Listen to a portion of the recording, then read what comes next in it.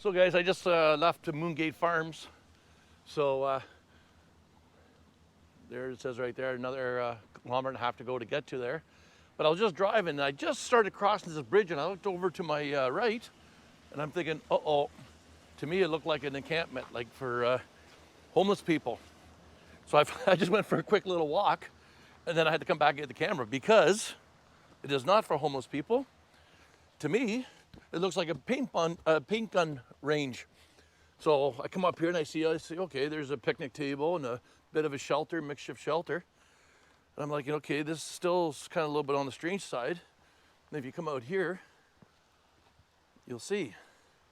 As soon as I saw these happy faces and all this other, I'm thinking, oh my God, this is a range. Quest 2029, not sure. But you can see there's one fort up here. You can see another fort over there.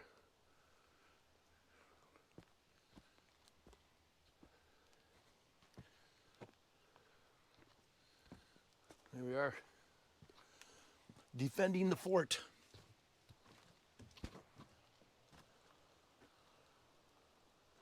Anyways. Molson Canadian. Yeah, it's pretty cool. And then they got targets over here, little things hanging down from the trees that they would have practiced to try to hit, sight in their guns. Of course, I wish guys would be a lot more diligent in taking their garbage out of here, but anyways,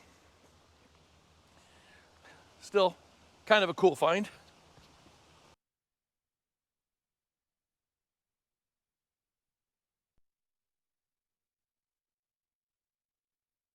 So I've had a lot of people ask, which is a legit question, like friends and family, they say, where's your favorite spot?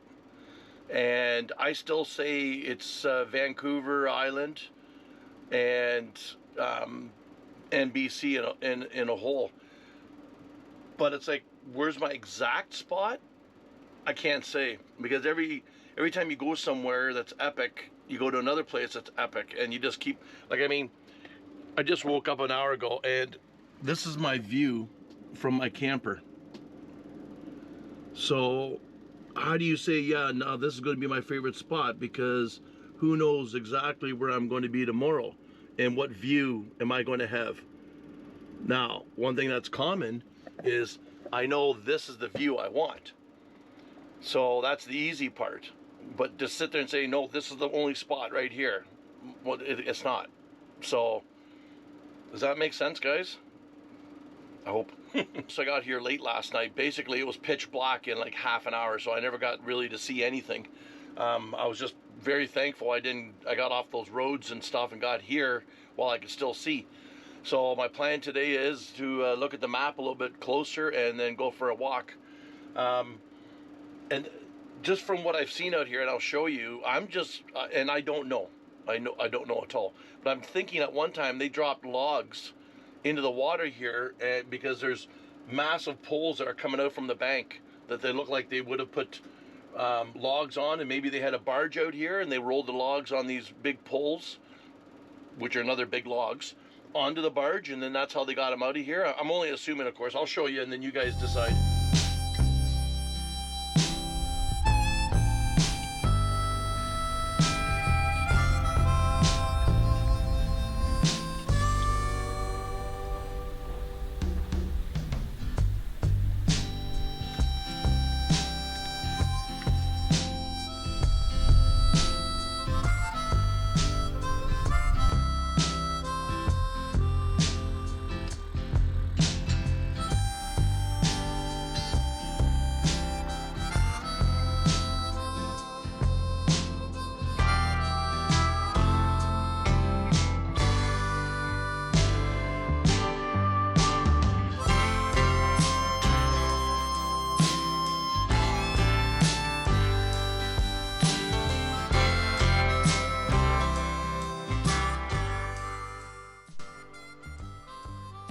Come on, guys.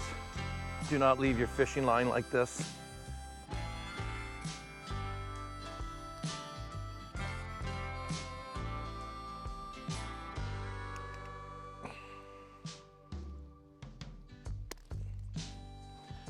that's only going to get tangled up in some type of mammal, and they're going to die because of it.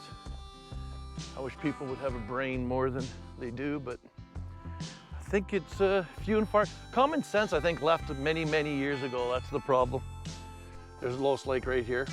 We're at number 1. Then there's also one here that it's a little bit more remote. You can see this Loess, Maine, this road, and it stops here. And if you want to walk up further, there's another area you can go to, but they say it's mainly for backpackers.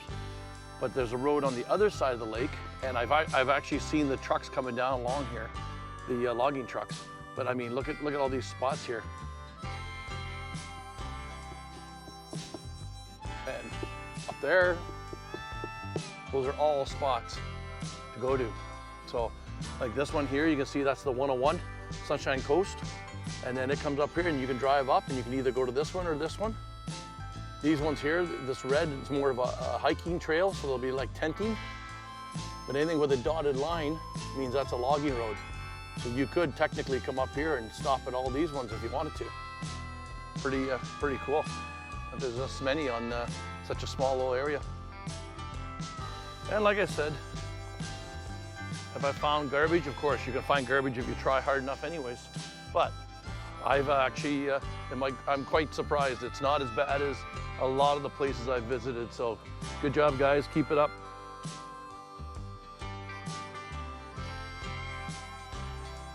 Well, what I just find right there,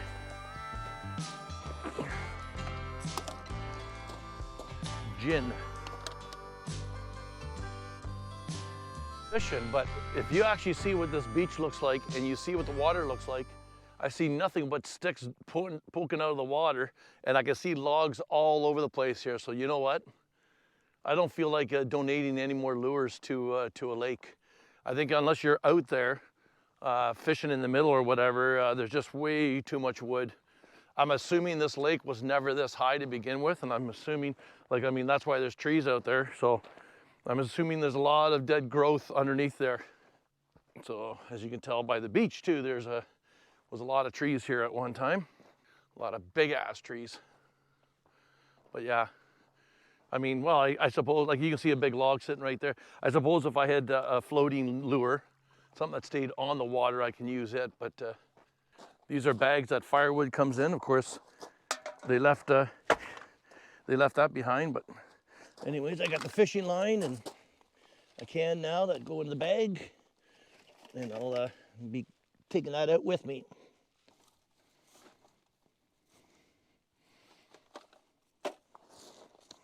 Not too bad.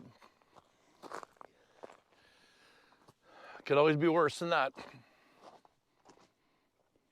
Damn, I wish I was in that sunshine on that side. Get some solar on these batteries. It is pretty cool to walk amongst the stumps like this. I don't know if it's rated for Jage or not. I'm thinking it's rated for a 80-pound and less person. Not to mention it's soaking wet. Yeah, I'm thinking Jage ain't gonna sit on that thing. Some kid in the spring will be crying because I broke their swing. So definitely somebody put a little bit of work to this place.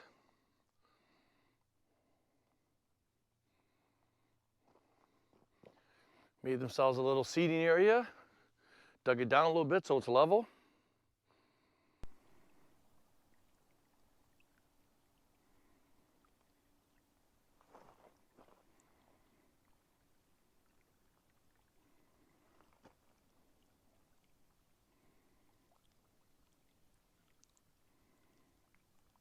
Oh, here's the sign here.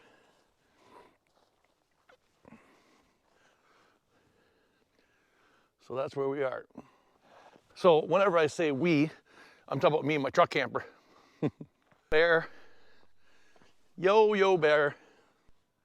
There we go. Got some little bushcraft there. Not quite 100% sure what that's for, but it looks like a swing for hamsters, maybe? Not sure. They got some wood up here. Nice. Hey, bear. You stay away. You stay away. Jay's not good eating. Too much fat. Too much fat. You wouldn't like them. Hey, bear, bear, bear, bear, bear. This is a bad time of the year too, because they're just about going into hibernation. Of course, this is when they want to fatten up, so they're not too damn picky what they eat. Well, you probably heard, what was it, 2 weeks ago, 3 weeks ago? That couple in Banff, you know where Banff is, they were killed. They were in their tent, and they had one of those Garmin InReach, and they set it off, and it sent a message saying, bear attack, not good. But by the time they got in there, which was about 3 hours to get to them, they found the bear, killed the bear, but they also found the couple. They're like 60 years old each, and they found them. They found their campsite, and they found them. They were both deceased. So yeah, this time of the year, bears are not really too picky. Stay on your ground, even though you'll be shitting your pants. Stay on your ground, look big as hell, and give a couple prayers out in case you don't make it. Another site, that's for sacrificing. I've seen those before. And pretty cool spot over there, eh guys? I wonder how you go about getting a spot like that. Like, what do you have to do? Are you charged so much a year to put it there, and it has to be floating so that way you can get it towed away or something? I wonder why people have to do this, C and D. I have no idea why people have to hurt a tree like that just to put your initials in it once and only time. But I won't understand a lot of things that goes on in this world.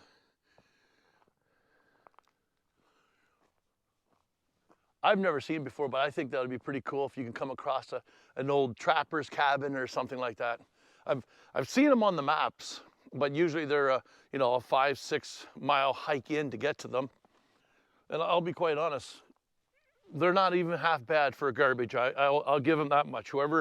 Whether or not there's volunteers that come here and clean up, or these people respect the gift they're given.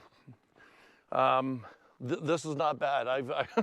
You know that I've seen a lot worse than this, so I'm definitely pretty happy to see that some people take this kind of stuff seriously. And hey, if I want to come out here next year and bring my kids out here and they have more memories, I'm going to do my part. So in case you guys are wondering, yes, I do have my don't F with me knife on me and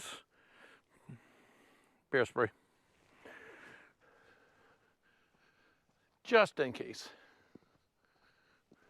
Let's hope I never have to use it, because I still don't like my odds. It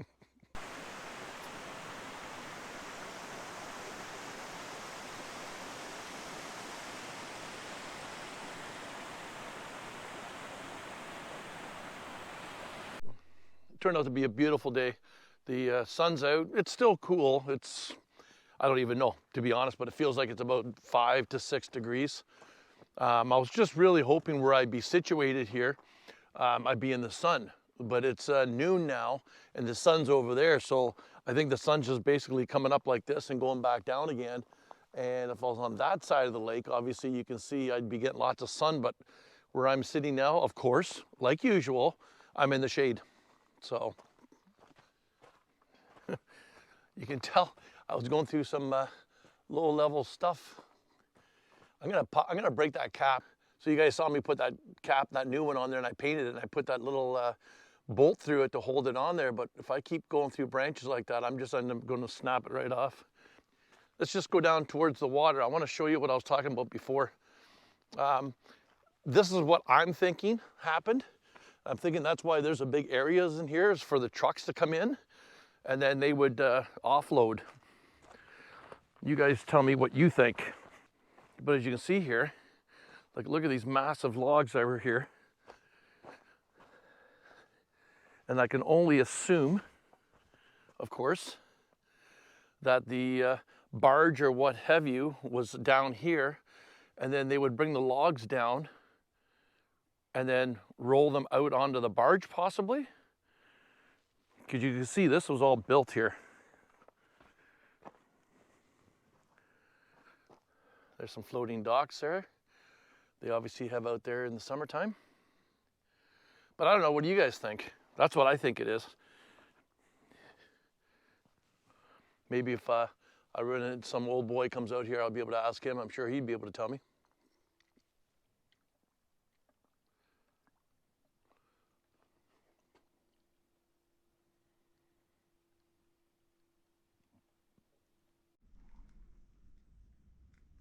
So I just got a knock on my door here.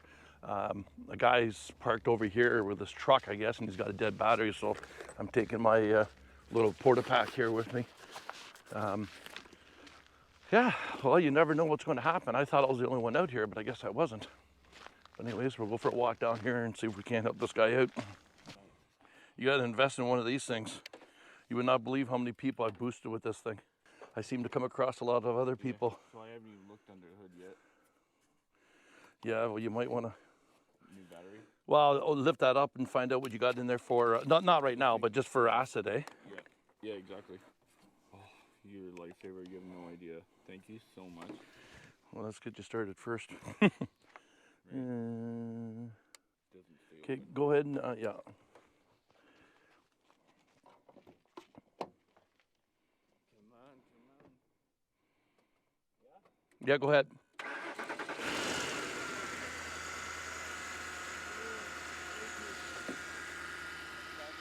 That's a cheap investment. No problem. My name's Ryan, by the way. Ryan, JJ. I'm cold. Yeah, you are cold. Sat here all night frozen. Oh shit. Yeah. Get the bear mace. Oh, I don't walk around this time of the year. You heard about those two people in Banff? No. 60 years old, 2 weeks ago. Both of them were killed. So I was charged, you know where Cedar Lake is? No. My house is in Campbell River. Okay, yeah. The house here in Tall River. Yeah. Okay. Oh, yes. Thank you. No problem. And yeah, Ford Exploder broke down, so I had to walk all the way down from Cedar Lake, way up in the mountains, down to Gravel Road, and I got charged, pitch black, couldn't see my hand in front of my face, and by a black bear. It was like grunting and like right on the gravel road in the middle of nowhere. You were shitting your pants. Oh, I was fucking screaming. I was screaming, man. Wow. Well, you're lucky it was a black bear, not a grizzly. If it was a grizzly, you probably wouldn't be sitting here talking to me. Apparently, yep. Apparently they're here. Oh yeah, no, I know they're here. Yeah. I went for not a long hike yesterday, but I do not walk out of my camper without my fucking knife and mace, because if I'm going down, at least I'm going to fucking go down with a fight. All right, bud. Yeah, thank you. I'm out of here. All right, safe travels. Thank you. Well, that guy's lucky. He was saying that he just bought that Ford Explorer, which you probably would have heard. And then you would have heard about him coming face to face with a black bear. So I'm just at the other end of this wreck site, but I'm carrying my bear spray and my knife, because this time of the year, guys, anybody that knows anything about bears, they're going to just fatten up as much as possible when they're going to hibernate for months. They got to put on this amount of quite a bit of fat. So springtime and fall, pretty dangerous times to be meeting up with a bear. So you heard what he said. He was walking along the gravel road and he came up face to face with a black bear. He is so lucky to sit here and tell the story. And that's what I said to him. I says, well, you're here to tell the story because it was a black bear. If that was a grizzly, I got bad news for you. Anyways, yeah, so he came, and I was wondering about that. He came down by my camper last night, and he sat there at the end for probably about 20 minutes, 10:30, 11 o'clock, and then he took off. I didn't realize that he came up here. I just thought some, kids or somebody out just doing a bit of a drive. I'll probably be packing up here in about an hour, heading out of here. It was a nice stay, though. Another nice spot. I can imagine how busy this place is probably in the summertime. So guys, you're not gonna believe this. I shit you not, as I'm sitting here having my coffee, all of a sudden that same vehicle pulls up outside the window And I actually thought he was gonna say, here's 20 bucks or something. He goes, I am so sorry, he says, I still need your help. I says, why? And you probably heard, he just bought that truck. He says, I pushed on the e-brake, it won't release. I says, it's a used truck. Don't ever push on the e-brake unless you know by the previous owner if you ever used it. Sure as shit, it got stuck on. So I looked underneath it. The emergency brake cable runs on the driver's side frame, but facing the outside. So as soon as I look down, I can see one cable coming down, just to back behind the passenger, like behind him, the door. And then from there, it's split into two cables. I said, okay, there's your e-brake cable right there. I cut the cable, the single cable, so the cable that would have went to the pedal. And as soon as I cut it, the other two cables collapsed, and the truck actually rolled a little bit. I said, there you go.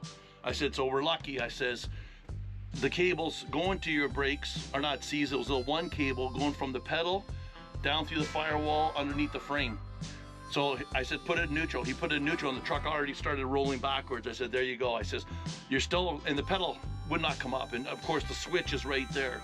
I said, you're still gonna have a display on your cluster saying that your e-brake's on. I said, but it's not on. I said, you're gonna have to get that cable fixed anyways, or jump out that switch. But yeah, just note to everybody else, if you buy a used vehicle, do not push the e-brake down, because there's probably a good chance she ain't coming back up. Anyways, he took off. He wanted to give me some money, and I said to him, I says, listen, buddy, I says, just pay it forward. You see somebody that needs help? I said, that's what we're here for, pay it forward. So anyways, he was pretty happy. Now he's gone, but anyways, just another day in JJ's life. All right, guys, as always, be good, be kind, be careful, and we're going to be talking to you guys real soon. Bye-bye.